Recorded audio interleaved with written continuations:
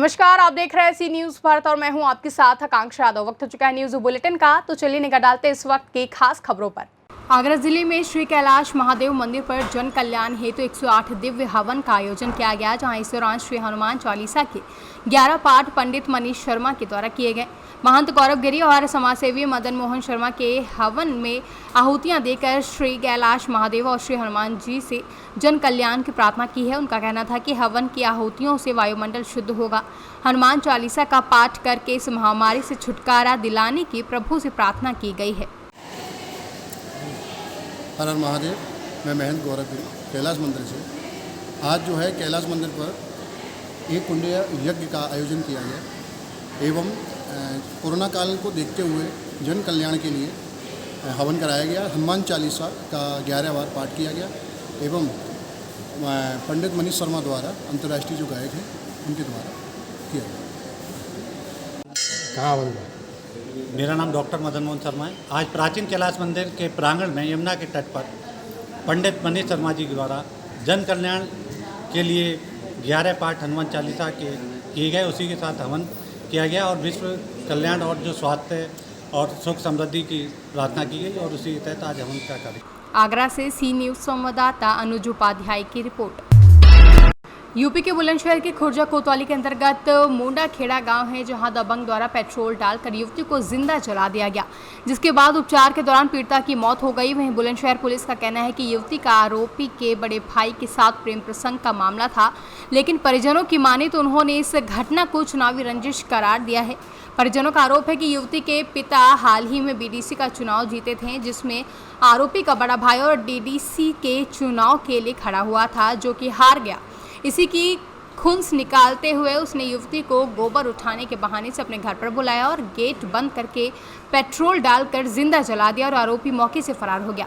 इसके बाद युवती को आनंद फानन में अस्पताल ले जाया गया, लेकिन गंभीर हालत के चलते युवती को हायर सेंटर रेफर कर दिया गया है, जहां आखिरकार 24 घंटे तक लगातार जिंदगी और मौत से जंग लड़ते लड़ते पीड़िता ने दम तोड़ दिया। लेकिन इन सब चीज़ों के बीच सवालिया निशान ज़रूर खड़े होते हैं कि आखिर सच्चाई क्या है। पुलिस ने आरोपी के बड़े भाई के साथ प्रेम प्रसंग का मामला बताया था, लेकिन वहीं परिजनों की माने तो यह एक राजनीतिक रंजिश के तहत हत्या है।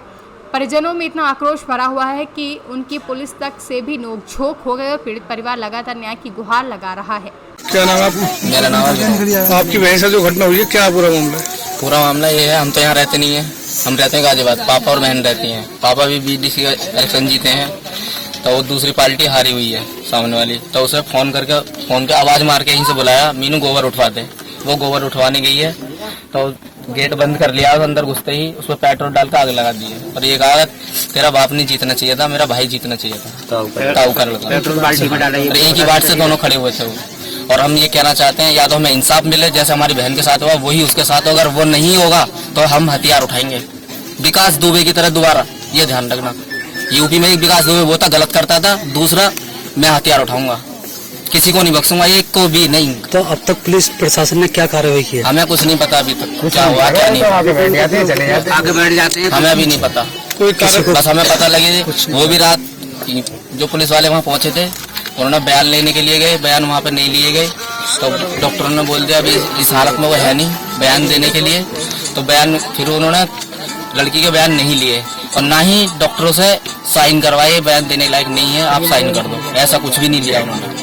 और हमारे पास रिकॉर्डिंग भी है। फिर वहाँ से जो सफदरजंग में जो वहाँ का चौकी बनी हुई है, तो वहाँ की चौकी इंचार्ज है, उन्होंने बात करी कि अब आए आपने उनसे बयान लिए या नहीं, कह रहे नहीं लिए। क्यों नहीं लिए, कह रहे वो हालत। क्या नाम है आपका और आपकी बेटी के साथ क्या घटना हुई थी? देखो जी, मैं तो फैक्ट्री गया था, उसके बाद में मेरे घर फोन पहुँचाया तो मैं यहाँ आया हूँ, तो पड़ोसी ने बुलाई है गोबर उठवाने के बहाने, और वो जो है वहाँ आग लगा दी ने और वहाँ पेट्रोल से लगाई। आग क्यों लगाई है? इसमें ये है कि बीडीसी जो है सीताराम जीता है, कि तेरा पापा नहीं जीतना था, मेरा ताऊ का लड़का जीतना था। ये है। तो मृत्यु कब हुई थी? ये रात 2:30 बजे। 2:55। अब तक पुलिस ने क्या कार्रवाई की है? हमें अभी तक कोई पता नहीं है। किसको गिरफ्तार किया? आपने शिकायत दे दी, तहरीर दी आपने? रिपोर्ट तो हमने ना करी, लेकिन उन्होंने लड़का जो हाजिर हो गया है। अच्छा हमें हाजिर नहीं चाहिए, हमें चाहिए। थाना क्षेत्र में युवती को जला दिया गया था, युवती की मौत हो गई है, क्या अपडेट है इसमें? देखिए, कल एक 20 वर्षीय युवती जो है वो संदिग्ध परिस्थितियों में जले हुई स्थिति में मिली थी और इलाज के दौरान उसकी आज मृत्यु हो गई है। युवती के द्वारा दिए गए बयान के आधार पर उसके प्रेमी का छोटा भाई है और उसे गिरफ्तार कर लिया गया था कल ही। यद्यपि घटना के समय पवन की उपस्थिति कहीं और पाई जा रही है, लेकिन प्रथम दृष्टया लड़की के बयान को सही मानते हुए उसे जेल भेजा जा रहा है। इसके बाद भी हम गहनतापूर्वक पूरे प्रकरण की छानबीन करते रहेंगे। अगर कोई नया तथ्य प्रकाश में आता है तो अनुसार कार्रवाई। बुलंदशहर से सी न्यूज संवाददाता रविंद्र कुमार शर्मा की रिपोर्ट। यूपी के जनपद बुलंदशहर की तहसील खुर्जा में फैक्ट्री में काम करने के दौरान युवक की करंट लगने से मौत हो गई। जहां फैक्ट्री में वेल्डिंग का काम करने के लिए मृतक शिव कुमार पहुंचा था। केबल में फॉल्ट होने के कारण करंट की चपेट में युवक आ गया, जिसके चलते उसकी मौके पर ही मौत हो गई। परिजनों का आरोप है कि केबल में फॉल्ट होने की सूचना मालिक को पहले ही दी जा चुकी थी। फैक्ट्री मालिक ने कोई गौर नहीं किया था। मौके पर पहुंची पुलिस ने शव का पंचनामा कर पोस्टमार्टम के लिए भेज दिया है। वहीं बुलंदशहर के खुर्जा कोतवाली के अंतर्गत डहमील के पास का पूरा मामला है। क्या नाम है आपका? मेरा नाम संजीव कुमार है। अच्छा, क्या पूरी घटना हुई थी? आज आप जिला अस्पताल आए हैं। घटना यही थी कि हम कल काम पे थे वेल्डिंग की पे खुर्जा, तो क्या नाम है अचानक ही लाइट चली गई और फिर जब लाइट आई तो ये काम करने गया। हमने सुबह से मालिक से ही बोली कि केबल फॉल्ट है, से चेंज कराओ। कई बार मैंने ही बोली, उसने ही बोली, ना सुनी उसने एक भी बार हमारी। तो जब फॉल्ट थी तो अचानक उसे केबल वो हाथ में ही आ गई फॉल्ट से, तो वो उसे इस तरीके से जकड़ ली कि छूटा ना पाया उसे। पुलिस को सूचना दी आपने? पुलिस की तरफ से क्या कार्रवाई आई है सामने? पुलिस की तरफ से भी कार्रवाई जो हो रही थी वो हो रही है, अपने काम कर रही है पुलिस, अपनी जगह ठीक है, अब साथ में भी हैं। बुलंदशहर से सी न्यूज संवाददाता रविंद्र कुमार शर्मा की रिपोर्ट। बालूमाथ में भारतीय जनता पार्टी का जिला सम्मेलन बालूमाथ के प्रतीक्षा होटल में निर्धारित कार्यक्रम के तहत आयोजित हुई, जहां इस सम्मेलन की अध्यक्षता कर रहे लातेहार जिलाध्यक्ष हरि कृष्ण सिंह ने की, जिसमें भाजपा के प्रदेश उपाध्यक्ष गंगोत्री कुजूर, जिला संगठन प्रभारी समेत कई लोग मौजूद रहे। वहीं मंच संचालक का कार्य जिला महामंत्री पंकज सिंह ने किया। कार्यक्रम की शुरुआत दीप प्रज्वलित कर एवं मंचासीन पर बैठे अतिथि को बुके व माला पहनाकर सम्मानित किया गया। वहीं कार्यक्रम की शुरुआत वंदे मातरम के गाने के साथ की गई। वहीं बैठक में उपस्थित वरिष्ठ भाजपा कार्यकर्ताओं को माला पहनाकर सम्मानित किया गया। इस दौरान जिलाध्यक्ष सिंह ने कार्यक्रम को संबोधित करते हुए कहा कि कोरोना जैसी वैश्विक महामारी से हमारी पार्टी के कार्यकर्ताओं ने पीड़ित एवं जरूरतमंद लोगों को अनाज के साथ साथ सैनिटाइजर, मास्क आदि घर घर जाकर वितरण किए हैं। बीमार लोगों को अस्पताल तक ले जाना, टीका के लिए जागरूक करने जैसे काम किए हैं, जो कि प्रशंसनीय हैं। एवं इस महामारी में हमारे कुछ साथी शहीद भी हुए हैं, जो आज हमारे बीच नहीं रहे हैं। उनके लिए 2 मिनट का मौन भी रखा गया। वहीं मौके पर जिला उपाध्यक्ष मुकेश कुमार सिंह, एचसी मोर्चा जिला अध्यक्ष अमित कुमार, वरिष्ठ भाजपाई प्रेम गुप्ता समेत कई लोग मौजूद रहे। भारतीय जनता पार्टी के कई कदावर कर्मठ कार्यकर्ता हमारे बीच नहीं रहे। आती है तो मन अंदर से काफी दुखी होता है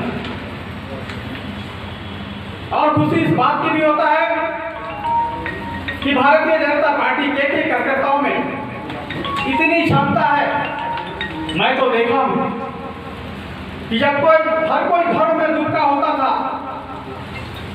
तो। लातेहार से सी न्यूज संवाददाता मोहम्मद अरबाज की रिपोर्ट।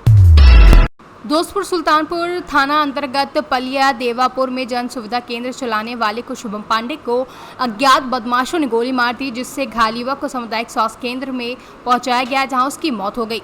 बता दें, थाना प्रभारी में फोर्स के साथ मौके पर पहुंचे और जांच पड़ताल शुरू कर दी है।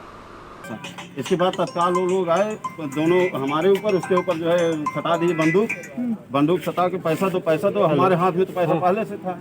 जमा कर रहा था, तुरंत वो ले लिए। इसके पास उससे मांगे तो नहीं दे रहा था। हम कहा यार भैया दे भैया दे पैसे। आपने कितना पैसा दिया था? 9,500 रुपये। 9,500 आपने दिया? 9,500 रुपये दिया। 500 की नोट थी। आपने दिया? हाँ, मैंने दिया नहीं, ऐसे हाथ में लिए छोड़ लिए, छीन लिया। हाँ, वो ले लिए। इनसे भी छीन लिया? इनसे छीने नहीं, जैसे कहा पैसा निकाल काउंटर से। हाँ, काउंटर इनको जब गोली लगी तो एक कहा कि निकाल हल्का सा पैसा निकाल कर इतने ऊपर किया था हाथ, तो लोग ऐसे भी पैसा छीन के लेके चले गए। चौराहे पर जो लोग थे आगे बगल में एकदम जस्ट इस पार के, वो लोग जब दौड़े तो फायरिंग करते हुए अपने भाग गए। 3 फायरिंग किए थे वो लोग, 3 लोग थे। सुल्तानपुर से सी न्यूज संवाददाता DK मिश्रा की रिपोर्ट। अमरोहा जिले में मान्यता प्राप्त विद्यालय प्रबंधक समिति ने निजी विद्यालयों की समस्याओं को लेकर मुख्यमंत्री को संबोधित ज्ञापन जिलाधिकारी BK त्रिपाठी को सौंपा है, जहां मान्यता प्राप्त विद्यालय प्रबंधक समिति के जिलाध्यक्ष कमल नकवी की अगुवाई में समिति के पदाधिकारी एकत्रित होकर कलेक्ट्रेट परिसर पहुंचे, जहां उन्होंने निजी विद्यालयों के शिक्षकों को सरकार द्वारा मानदेय और निजी विद्यालय को सरकार द्वारा क्षतिपूर्ति दिए जाने की मांग की है। मैं कमल नकवी, जिला अध्यक्ष मान्यता प्राप्त विद्यालय प्रबंधक समिति।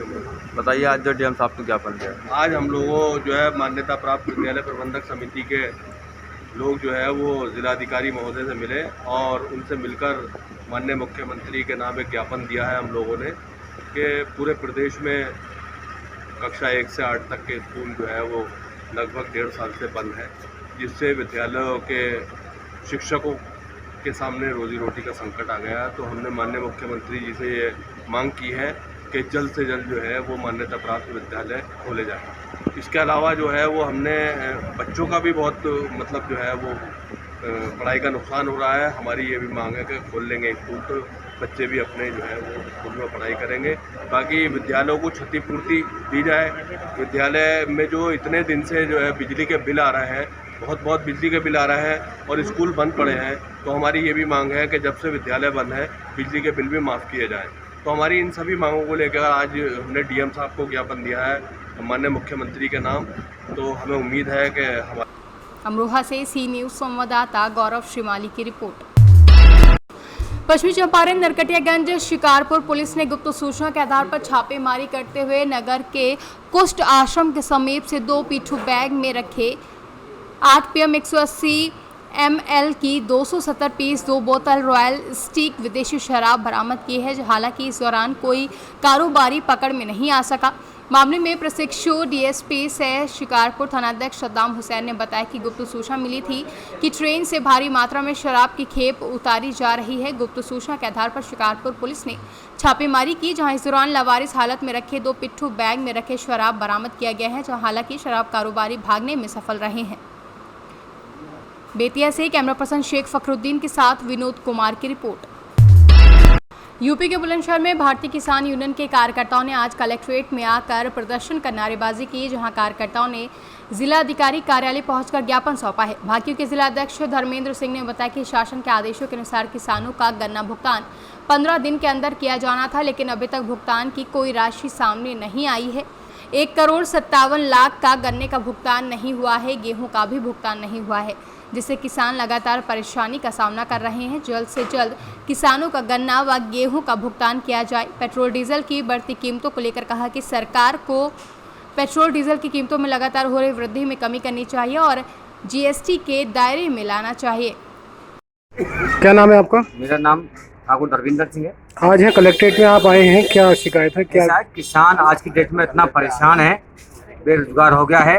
किसानों की 12 सूत्री मांगों को लेकर आज मुख्यमंत्री उत्तर प्रदेश सरकार के लिए ज्ञापन बनाया है, जो कि जिलाधिकारी महोदय बुलंदशहर के द्वारा आज हम उनको देंगे। इसमें मांग है गेहूं खरीद में अभी जो किसानों का बकाया पेमेंट है वो नहीं हुआ है भुगतान। गन्ना का भुगतान 1,57,00,000 रुपए का इस समय बकाया है, वो होना चाहिए। इसके अलावा मक्का इस समय किसान की घर आ चुकी है, स्टार्ट हो गई, यानी उसके लिए जल्द से जल्द क्रिया केंद्र खुलवाए जाएँ। अगली बात डीजल पेट्रोल जो आपने 100 रुपये और 90 रुपये चल रहा है, इसको 50 रुपये प्रति लीटर कराकर इसको उसमें लाना चाहिए, GST के दायरे में लाना चाहिए। इसी के साथ साथ गन्ना का भुगतान जो नहीं हुआ है, इससे किसान परेशान हैं, जिससे कि आज किसान आत्महत्या करने को मजबूर है। इसी के साथ साथ लगभग 4 साल बीत चुकी हैं, इस सरकार ने कोई गन्ना का रेट नहीं बढ़ाया है। इसलिए आज हमारी मांग है उत्तर प्रदेश के मुख्यमंत्री जी से गन्ना का रेट। बुलंदशहर से सी न्यूज संवाददाता रविंद्र कुमार शर्मा की रिपोर्ट। मधुबन सामुदायिक स्वास्थ्य केंद्र मधुबन में मंगलवार को विश्व जनसंख्या स्थिरता पखवाड़ा पर 1 दिवसीय परिवार नियोजन शिविर का आयोजन किया गया, जिसका उद्घाटन स्थानीय विधायक सह पूर्व सहकारिता मंत्री राणा रणधीर सिंह ने फीता काटकर किया, जहां इस दौरान उन्होंने कहा कि 11 जुलाई को विश्व जनसंख्या दिवस मनाया गया। उसमें हम लोगों ने यह तय किया है कि सामुदायिक स्वास्थ्य केंद्र के माध्यम से परिवार नियोजन के लिए जनसंख्या नियंत्रण कार्यक्रम की शुरुआत की जाएगी। हमारे देश में संसाधन सीमित हैं, जनसंख्या बड़ी तेजी से हमारे देश में बढ़ती जा रही है। इसके लिए शिक्षा व चिकित्सीय संसाधनों के माध्यम से परिवार नियोजन कार्यक्रम की शुरुआत की गई है। काफ़ी हद तक क्षेत्र में स्वास्थ्य कर्मियों की जागरूकता का ही प्रतिफल है कि जनसंख्या कुछ हद तक नियंत्रित हो रही है। बहुत बहुत धन्यवाद। और चंपारण अपडेट्स अच्छा काम कर रहा है, खासकर ग्रामीण इलाकों की खबरों को प्रमुखता से लाता है, आपको भी बधाई है। आज का जो कार्यक्रम है वो पूरी तरह से जनसंख्या नियंत्रण को समर्पित है। 11 जुलाई को विश्व जनसंख्या दिवस हम सब लोगों ने मनाया और उसमें हम लोगों ने तय किया कि किस प्रकार से हम लोगों को जागरूक करके लोगों को के बीच विविध जो परिवार नियोजन के साधन हैं उपलब्ध करा के, जो हमारा CHC है, PHC है, तो गांव के ग्रामीण माताओं बहनों को उपलब्ध करा के उनको जागरूक करके परिवार नियोजन की तरफ, क्योंकि अभी जिस रफ्तार से भारत की जनसंख्या बढ़ रही है तो हम दुनिया में बहुत कम समय बाद दुनिया के विश्व की सबसे बड़ी जनसंख्या वाले देश हों। संसाधन सीमित हैं और आबादी का एक तरह से कहिए तो जनसंख्या का विस्फोट हो रहा। तो ये एक जागरूकता, शिक्षा और मेडिकल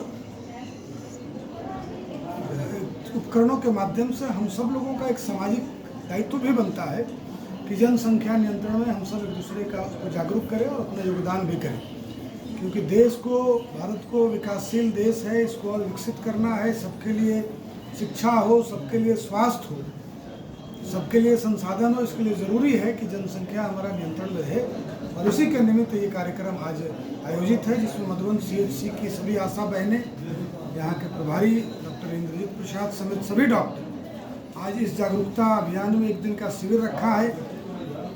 कॉन्ट्रासेप्टिव पिल से लेकर किन किन माध्यमों से, प्रॉपर्टी हो, विभिन्न पिल्स हो, माताओं बहनों को जागरूक करके उनको किस तरह से जनसंख्या नियंत्रण प्रभावी तरीके से चले, इसी के लिए 1 दिवसीय शिविर है, जिसका उद्घाटन करने का सौभाग्य मुझे मिला और इस अवसर पर आप सब लोगों से बातचीत हुई। एक तरफ है जहाँ यूपी में जनसंख्या। मधुबन से सी न्यूज संवाददाता अजय मिश्रा की रिपोर्ट।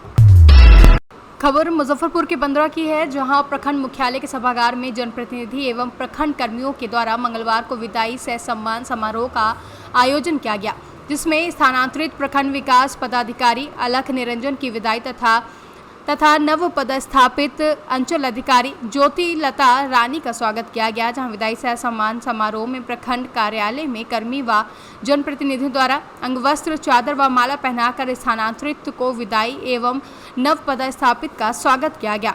यह आयोजन JDU के जिला महासचिव जयप्रकाश यादव के द्वारा आयोजित किया गया, जिसकी अध्यक्षता राजद के प्रखंड अध्यक्ष रामवृक्ष सहनी ने किया। मौके पर उप प्रमुख दिनेश राय, बड़गांव मुखिया शंभू शाह समेत कई लोग मौजूद रहे। मुजफ्फरपुर से सी न्यूज संवाददाता गंधीर कुमार झा की रिपोर्ट। फिलहाल के लिए न्यूज बुलेटिन में बस इतना ही। देश और दुनिया की तमाम बड़ी खबरों के लिए बने रहे सी न्यूज भारत के साथ।